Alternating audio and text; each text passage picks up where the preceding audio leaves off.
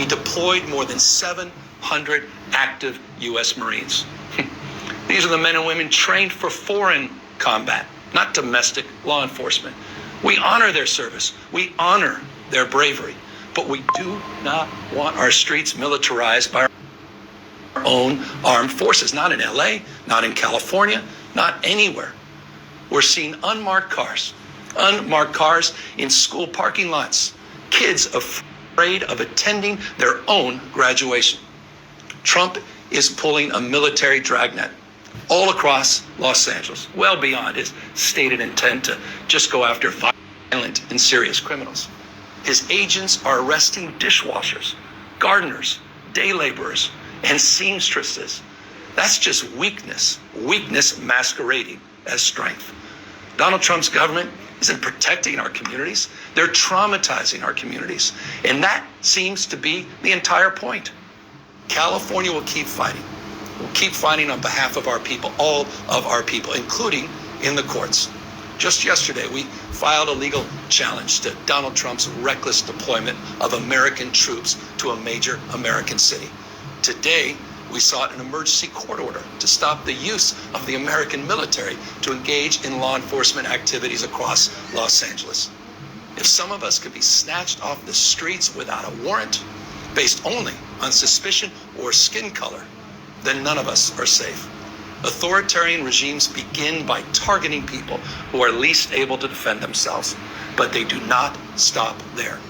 Trump and his loyalists, they thrive on division because it allows them to take more power and exert even more control. And by the way, Trump, he's not opposed to lawlessness and violence as long as it serves him. What more evidence do we need than January 6th? Ask everyone. Take time. Reflect on this perilous moment. A president who wants to be bound by no law or constitution, perpetuating a unified assault on American traditions. This is a president who in just over 140 days has fired government watchdogs that could hold him accountable for corruption and fraud. He's declared a war on culture, on history, on science, on knowledge itself. Databases, quite literally, are vanishing. He's delegitimizing news organizations, and he's assaulting the First Amendment. And the threat of defunding them, at threat, he's dictating what universities themselves can teach. He's targeting law firms and the judicial branch that are the foundations of an orderly and civil society. He's calling for a sitting governor to be arrested for no other reason than to, in his own words, for getting elected. And we all know this Saturday, he's ordering our American heroes, the United States military, and forcing them to put on a vulgar display to celebrate his birthday, just as other failed dictators have done in the past. Look, this isn't just about protests here in Los Angeles. When Donald Trump sought blanket authority to commandeer the National Guard, he made that order apply to every state in this nation. This is about all of us. This is about you. California may be first, but it clearly will not end here. Other states are next. Democracy is next.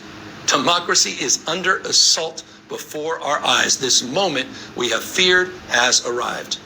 He's taking a wrecking ball to our founding fathers' historic project. 3 co-equal branches of independent government. There are no longer any checks and balances. Congress is nowhere to be found. Speaker Johnson has completely abdicated that responsibility. The rule of law has increasingly been given way to the rule of Don. The founding fathers, they didn't live and die to see this kind of moment. It's time for all of us to stand up. Justice Brandeis, you said it best. In a democracy, the most important office, with all due respect, Mr. President, is not the presidency. And it's certainly not governor. The most important office is office of citizen.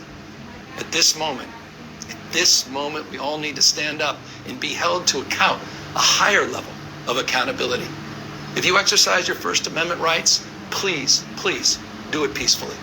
I know many of you are feeling deep anxiety, stress, and fear, but I want you to know that you are the antidote to that fear and that anxiety. What Donald Trump wants most is your fealty, your silence to be complicit in this moment. Do he deployed more than 7